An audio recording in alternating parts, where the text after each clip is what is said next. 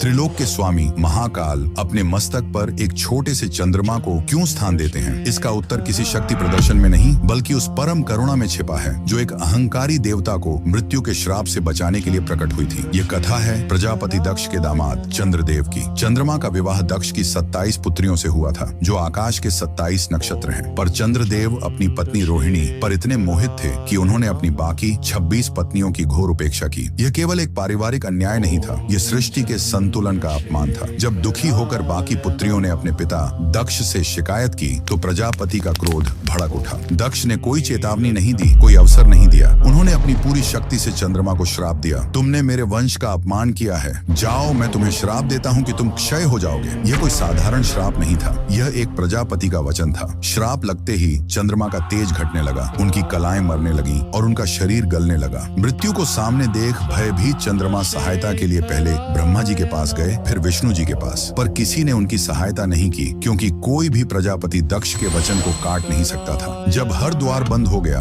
जब सृष्टि के रचयिता और पालक ने भी मुख फेर लिया, तब चंद्रमा ने वह किया जो हर असहाय जीव अंत में करता है। उन्होंने महादेव के चरणों में शरण ली। वे कैलाश पहुंचे और शिव के पैरों में गिरकर अपने प्राणों की भीख मांगने लगे। महादेव ने श्राप को देखा, चंद्रमा के पश्चाताप को देखा और सृष्टि के संतुलन को देखा। वे जानते थे कि श्राप को पूरी तरह समाप्त करना धर्म के विरुद्ध होगा, पर अपने शरणागत को मरने देना भी उनकी प्रकृति के विरुद्ध था। तब उन्होंने एक ऐसा मार्ग निकाला जो केवल महादेव ही निकाल सकते थे। उन्होंने चंद्रमा को उठाया और अपने शीश पर अपनी जटाओं में धारण कर लिया। शिव के शरीर का स्पर्श पाते ही चंद्रमा की मृत्यु रुक गई। महादेव ने श्राप का मान रखते हुए उसे संशोधित कर दिया और कहा, दक्ष का वचन व्यर्थ नहीं जाएगा। तुम 15 दिन क्षीण होगे, पर अगले 15 दिन मेरी ऊर्जा से तुम पुनः पूर्ण हो जाओगे। उसी दिन से कृष्ण पक्ष और शुक्ल पक्ष का चक्र आरंभ हुआ। वह अर्धचंद्र महादेव के मस्तक पर एक आभूषण नहीं बल्कि एक वचन है। यह वचन है कि जो कोई भी, चाहे वह कितना भी दोषी क्यों न हो, यदि सच्चे पश्चाताप के साथ उनकी शरण में आता है तो वे उसे मृत्यु के मुख से भी निकाल लाते हैं। वह चंद्रमा इस बात का प्रतीक है कि महादेव का दरबार न्याय का नहीं बल्कि करुणा का दरबार है। उस चंद्रशेखर के सम्मान में जो अपने भक्त के लिए श्राप को भी वरदान बना देते हैं, कमेंट्स में ओम चंद्रशेखर नमः अवश्य लिखें।